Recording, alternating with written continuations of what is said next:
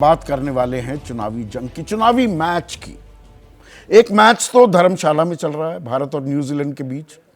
आप में से बहुत सारे लोग उसे देखने का भी लुत्फ उठा रहे होंगे, आनंद उठा रहे होंगे, लेकिन मैच कहीं और भी चल रहे हैं।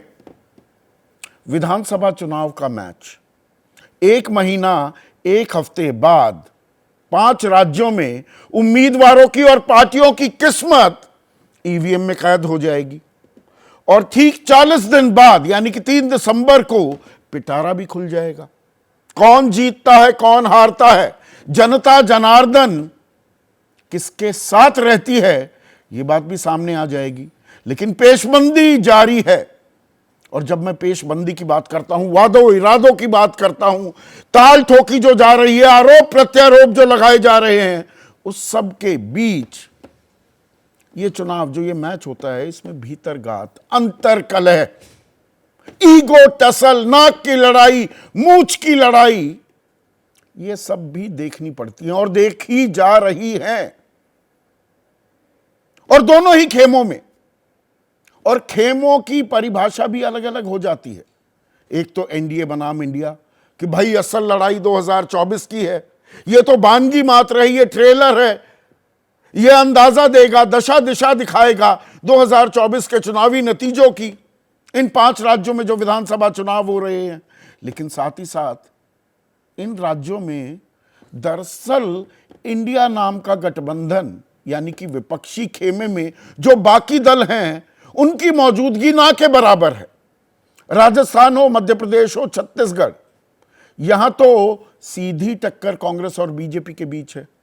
और तेलंगाना में दरअसल बीजेपी तीसरे नंबर पर दिखाई देती है।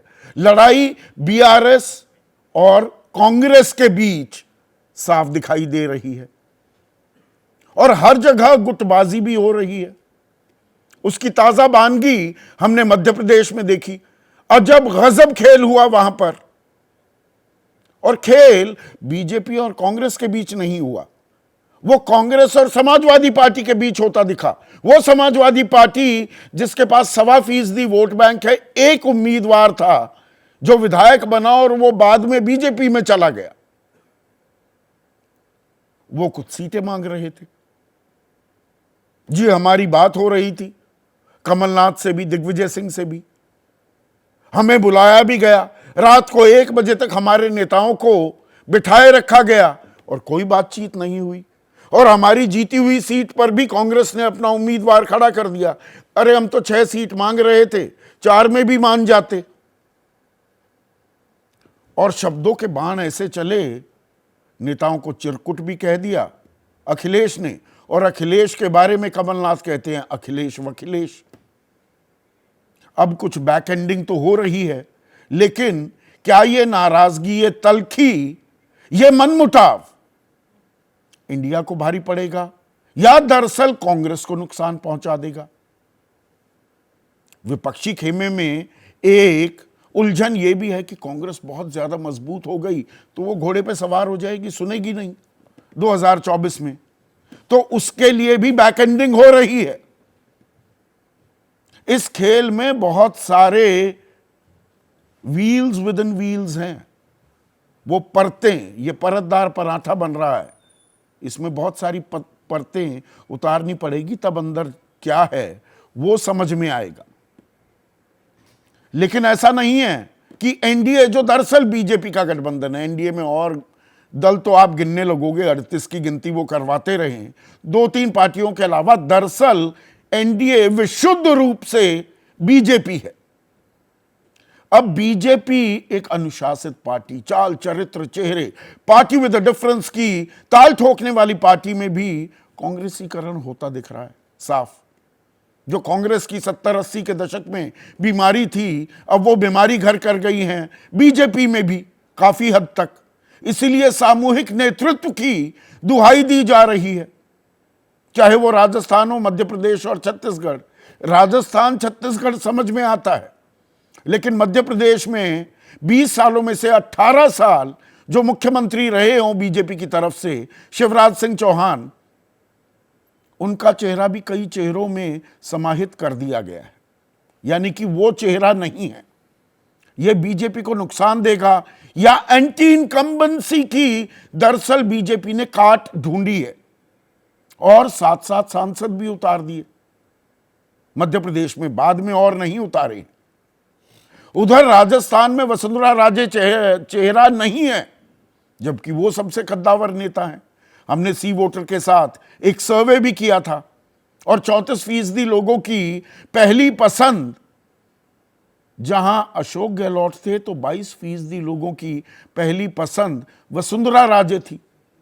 अब उनका नाम तो घोषित कर दिया गया है उम्मीदवार के तौर पर झालरापाटन से, पर क्या दिक्कत बनेगी? वसुंधरा क्या खेल बिगाड़ देंगी बीजेपी का? और छत्तीसगढ़ में तो समझ में ही नहीं आ रहा कि बीजेपी का चेहरा कौन है। तो दोनों तरफ असमंजस की स्थिति भी है, भीतर घात भी है, अंदर खाने नाराजगी का सबब भी साफ दिखाई दे रहा है। तो ये विधानसभा के चुनाव क्या कह रहे हैं और 2024 के लिए वो क्या बता रहे हैं, इसी बाबत एबीपी न्यूज और सी वोटर ने एक सर्वे भी किया, जो हम हर इतवार को अमूमन आपको दिखाते हैं। यह शनिवार से इतवार के बीच किया गया।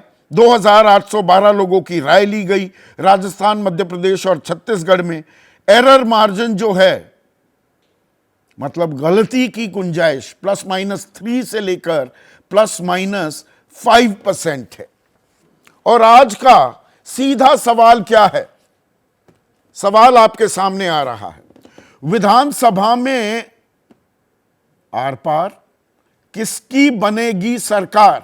और जब मैं पूछ रहा हूं किसकी बनेगी सरकार, वो सिर्फ इन 3 राज्यों में नहीं बल्कि लोकसभा का भी कुछ आकलन करने का हमें मौका मिल रहा है क्या?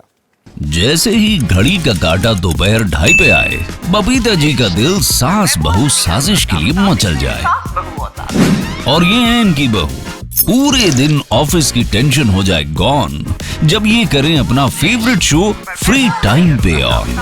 इनकी तरह आप भी देखिए अपना फेवरेट शो अपने टाइम पर और डाउनलोड कीजिए एबीपी लाइव ऐप अपने स्मार्ट टीवी पर।